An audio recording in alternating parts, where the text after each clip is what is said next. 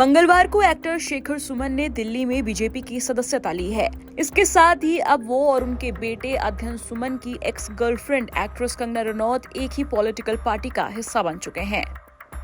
इस बीच एक media interaction में जब एक्टर से पूछा गया कि क्या वो मंडी में कंगना के लिए कैंपेन करेंगे, तो शेखर ने कहा, अगर वो बुलाएंगी तो क्यों नहीं जाएंगे। ये तो मेरा फर्ज और हक भी है। सुनिए शेखर सुमन ने क्या कहा। अगर बुलाएंगे तो क्यों नहीं जाएंगे, बिल्कुल जाएंगे।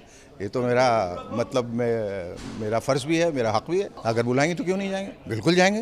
ये तो मेरा फ़र्ज़ भी है, मेरा हक भी है। बता दें कि कंगना हिमाचल प्रदेश की मंडी लोकसभा सीट से भारतीय जनता पार्टी की उम्मीदवार के रूप में चुनाव लड़ रही हैं। साल 2008 में कंगना ने शेखर के बेटे अध्ययन सुमन को डेट किया था।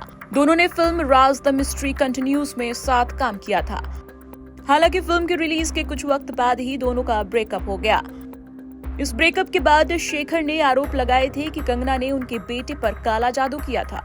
वहीं अध्ययन इस ब्रेकअप के बाद डिप्रेशन में चले गए थे। बीजेपी ज्वाइन करने से पहले शेखर ने कंगना के बारे में बात करते हुए कहा था कि हमारे बीच अब कोई विवाद नहीं है। मेरे ख्याल से इस बारे में बात करना बेकार है। वो एक दौर था जो अब गुजर चुका है। इससे पहले मंगलवार को भाजपा ज्वाइन करने के बाद एक्टर ने प्रधानमंत्री मोदी, अमित शाह और जेपी नड्डा के प्रति अपना आभार व्यक्त किया। शेखर ने कहा कि उन्होंने राष्ट्र कल्याण पर विशेष ध्यान केंद्रित करने और शब्दों को कार्यों में बदलने का प्रण लिया है। होई सोई जो राम रचि राखा, जो राम ने सोचा है वो आपको करना है।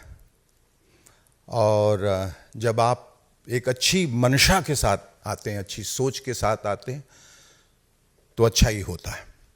तो मेरे दिमाग में कोई भी नकारात्मक ख्याल नहीं है, सिर्फ देश का ख्याल है। और मैं समझता हूँ कि इंसान जो है वो लफ्ज़ों पे बहुत निर्भर करता है और लफ्ज़ों का एक वक्त के बाद कोई मायने नहीं रहता, क्योंकि करने में, बोलने में फ़र्क होता है बहुत। तो अगर मैं चाहूँ तो दिन भर यहाँ बैठ के एक लंबा सा भाषण दे सकता हूँ और बहुतों से अच्छा भी दे सकता हूँ और बहुत देर तक दे सकता हूँ, जिसका कोई मायने नहीं है। मायने तब होगा जब मैं कुछ करके दिखाऊं। और आदरणीय मोदी जी के सानिध्य में जो हमारा देश पिछले 10 सालों से गतिशील है, विकासशील है, जहां अवस्था भी बदल रही है, व्यवस्था भी बदल रही है, तकदीर भी बदल रही है, तस्वीर भी बदल रही है, दशा भी बदल रही है और दिशा भी बदल रही है, उसमें शामिल होना, उस प्रवाह में, उस ऊर्जा में हर हिंदुस्तानी का फ़र्ज़ है। और उसके लिए ज़रूरी हो जाता है कि जो ताकतें हैं, जो करना चाहती हैं, उनका आप हाथ बटाएं। भले ही आप एक अदने से इंसान हैं, लेकिन वो कहते हैं कि बूंद बूंद से सागर बनता है। और मैं अपने आप को खुशकिस्मत समझता हूँ कि मुझे ये मौका मिला है।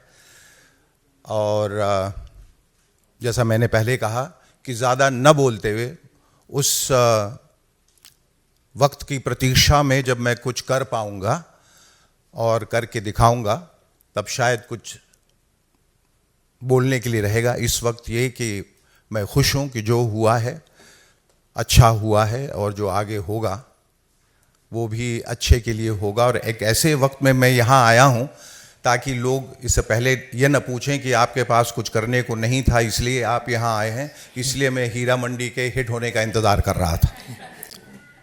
और आज जबकि वो ग्लोबल लेवल पे इतनी बड़ी हिट हो चुकी है और मेरे पास वाकई वक्त नहीं था बम्बई से निकलने का, काम बहुत बढ़ गया है, तो मैंने कहा कि इस खुशी में इजाफा किया जाए और अपने सामाजिक जिम्मेदारी के तहत ये भी काम किया जाए। और मैं बहुत खुश हूँ कि ये फैसला मैंने लिया है और दिल से लिया है, ज़्यादा दिमाग इसमें नहीं लगाया है। और हीरा मंडी में मैं जो नवाब बना हूँ, वो नवाबियत सिर्फ हीरा मंडी तक ही सीमित है। यहाँ मैं एक बहुत ही साधारण सा इंसान हूँ, आपके जैसा, कमजोरियों से भरा, लेकिन हर क्षण अपने को सुधारने की कोशिश करता हुआ।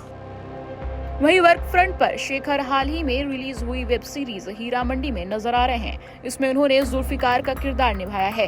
वहीं कंगना की अगली फिल्म इमरजेंसी है, इसे उन्होंने डायरेक्ट भी किया है। टाइम्स नाउ भारत डिजिटल की रिपोर्ट।